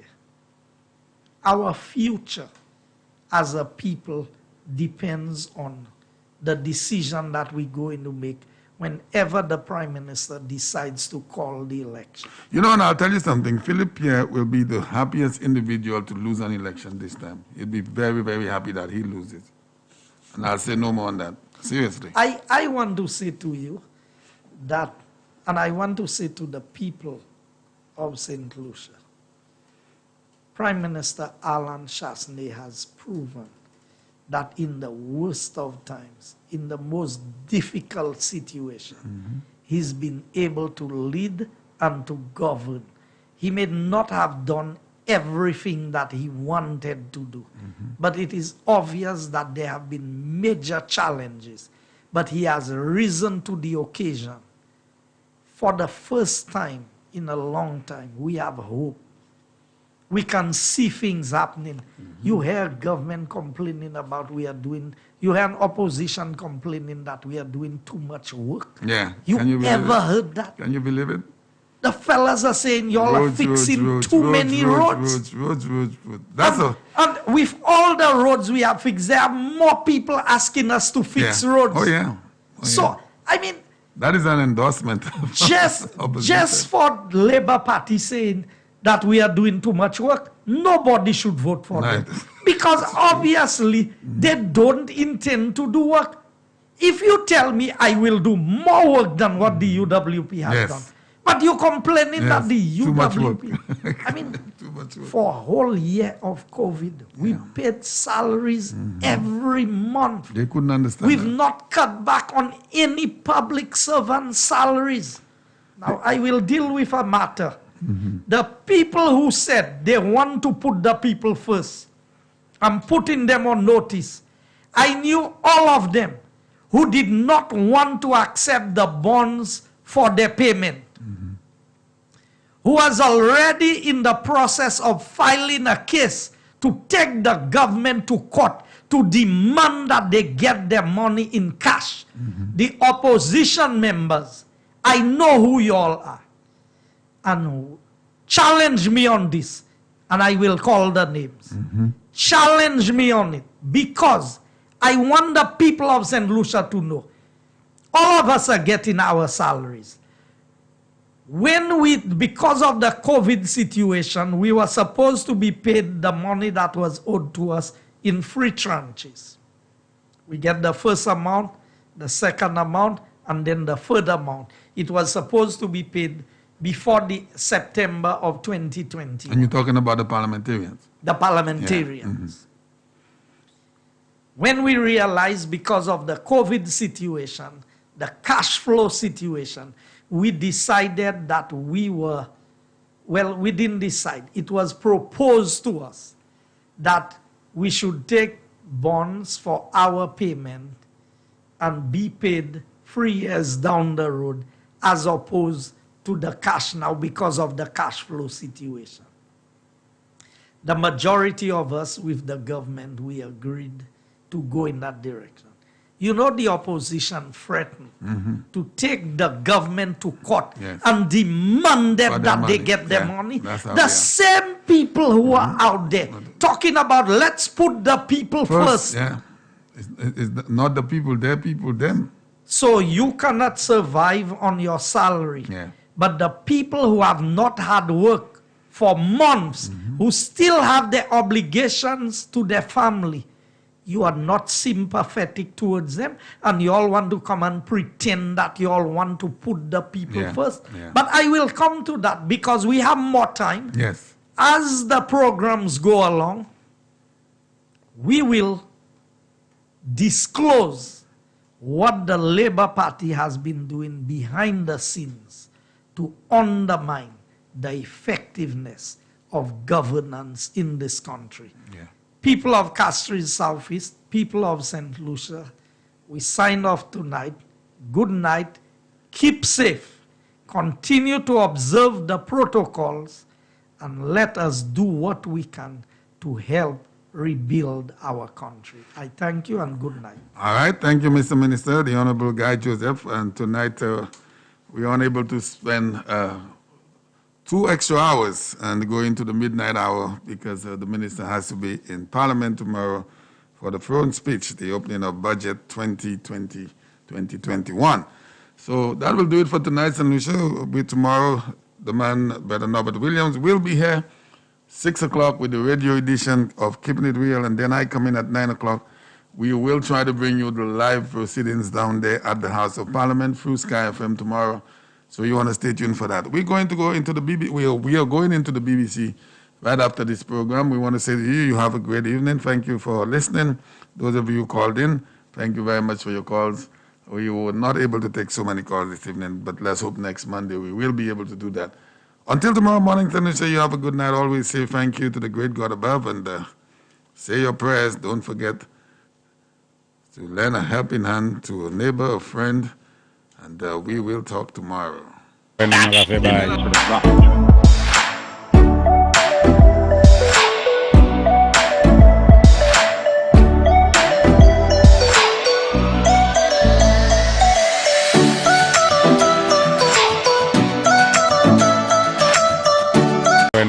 Bye.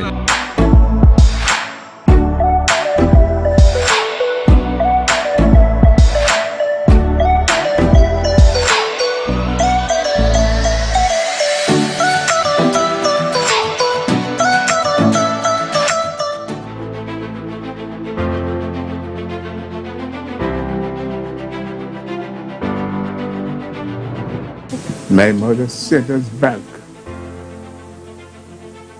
Sent us out of his breakfast to give us water. Still didn't get it.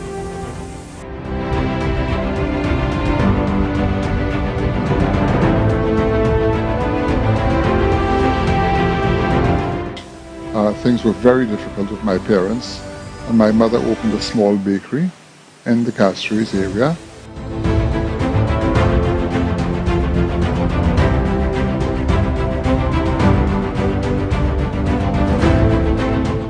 Because my father do everything he could do for me, not for himself, for me, personal. And from there, when I see my mom yesterday, and I just remember my mother and my father every day, how they take it so hard to bring us up. And I seen from today there, I have two disabled children from mother. The mother asks for freedom, and they want that freedom, you know.